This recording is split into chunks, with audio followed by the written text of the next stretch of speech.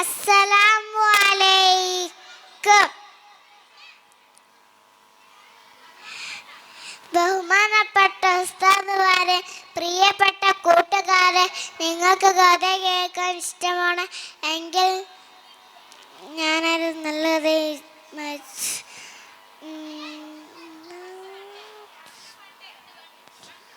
പണ്ട് മുത്തുനബി സല്ലല്ലാഹു അലൈഹി വസല്ലമയുടെ കാലത്ത് ഒരു പാവം കർഷകനുണ്ടായിരുന്നു.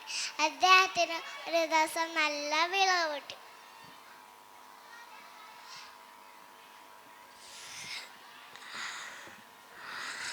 അപ്പോൾ കർഷകന് 3 മുന്തിരിക്കുലകളുമായി മുത്തുനബി സല്ലല്ലാഹു അലൈഹി വസല്ലമയുടെ അടുത്തെത്തി. മുത്തുനബി സല്ലല്ലാഹു അലൈഹി വസല്ലം അത് സ്വീകരിച്ചു.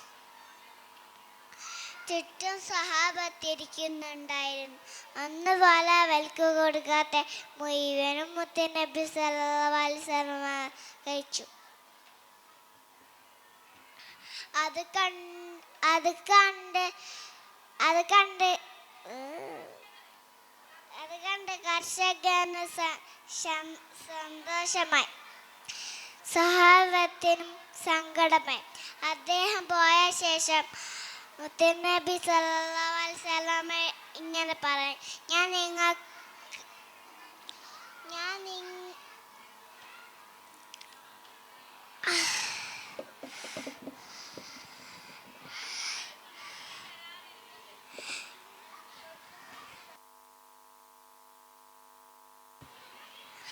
ഞാൻ നിങ്ങൾക്ക് മുന്തിരി തരാതിരുന്നത് ഇനി നല്ല പുളിപ്പായിരുന്നു. നിങ്ങൾ ദഹിച്ച എന്തെങ്കിലും കുറ്റപ്പനായ പാവം കർഷകൻ സങ്കടമായി. അതാണ് ഞാൻ തരാതിരുന്നത്. ആരെയും വേദനിപ്പിക്കാൻ പാടില്ല. ഭക്ഷണം അല്ലാഹു നൽകിയ എന്താണ്.